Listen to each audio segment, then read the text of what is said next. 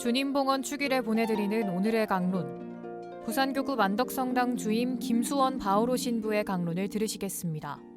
오늘 복음은 루카복음 2장 22절에서 40절까지의 말씀입니다.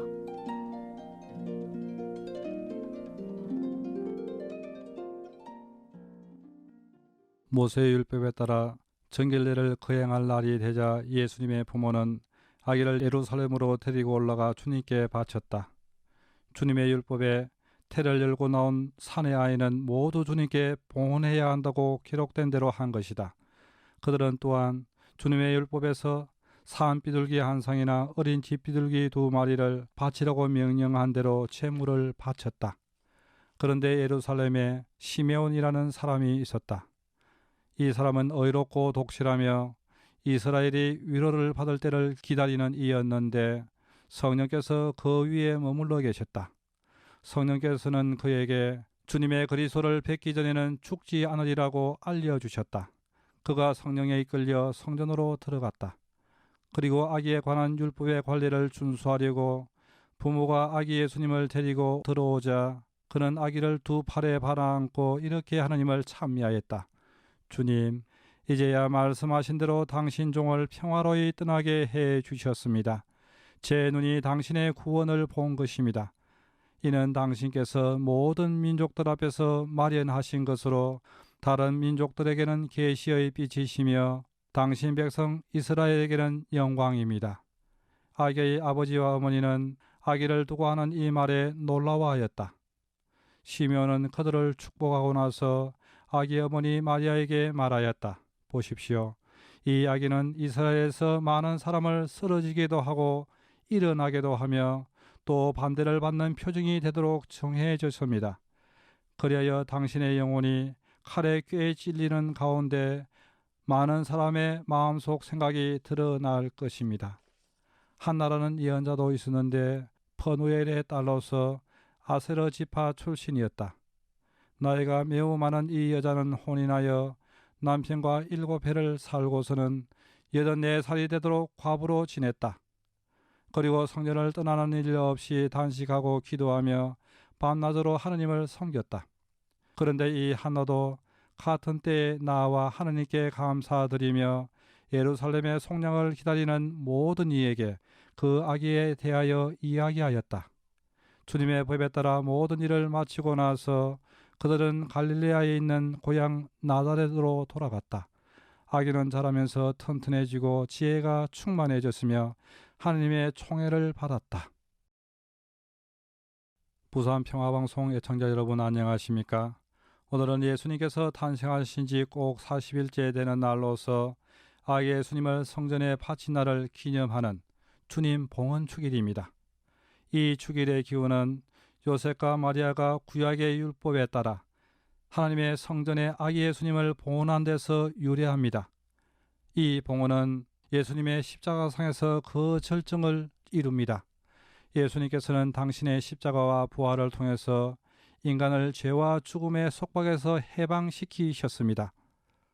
교회는 이런 사실을 분명하게 인식하면서 잊지 않고 기억합니다.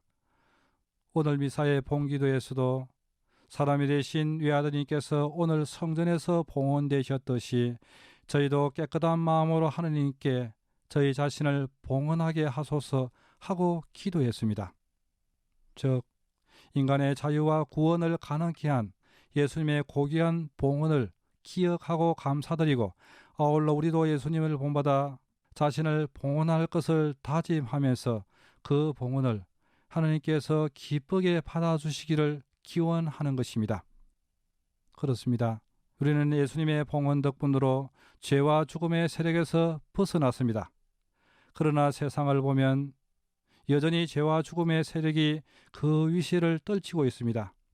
따라서 우리는 이에 대항하여 사랑과 자유, 생명의 공동체를 이룸으로써 세상을 구원하는 빛과 소금이 되어야 합니다. 이러한 사명은 공동체가 함께할 때 좀 더 효과적으로 이행될 수 있을 것입니다. 한 사람의 노력은 별것 아닌 것 같지만 그것이 모일 때는 큰 힘을 발휘합니다. 개인은 등불 역할을 하지만 개개인의 힘을 합한 공동체는 등대 역할을 할 수 있습니다. 하지만 나 하나쯤이야 하고 핑계를 대면서 할 바를 하지 않는 경우가 있습니다. 문제는 나만 아니라 다른 사람들도 그렇게 생각한다는 데 있습니다.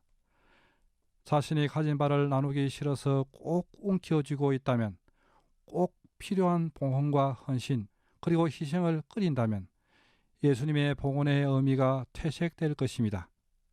그러나 자신이 가진 것이 비록 보잘것없어도 그것을 기꺼이 내어놓아 서로 합하면 우리 각자의 봉헌은 등불보다 등대 역할을 하는 것이 되고 구원의 신앙 공동체가 되는 것입니다. 사도행전에 따르면 초대 교회가 바로 그러하였습니다. 사도행전 2장을 보면 신자들은 저마다 필요한 대로 나누어 주곤 하였습니다. 즐겁고 순박한 마음으로 음식을 함께 먹고 하느님을 찬미하며 온 백성에게서 호감을 얻었다. 주님께서는 날마다 그들의 모임에 구원을 받는 이들을 보태어 주셨다고 전해줍니다. 평화방송 애청자 여러분, 코로나19로 모두 힘들어하고 있는 이때 우리 각자가 예수님과 성모님의 봉헌을 본받아 자기 봉헌을 할 때 교회는 즐거운 구원의 공동체, 신앙의 공동체가 되어 세상에서 빛과 소금의 역할을 할 수 있을 것입니다. 코로나19로 힘든 이때 모두들 건강하십시오. 아멘.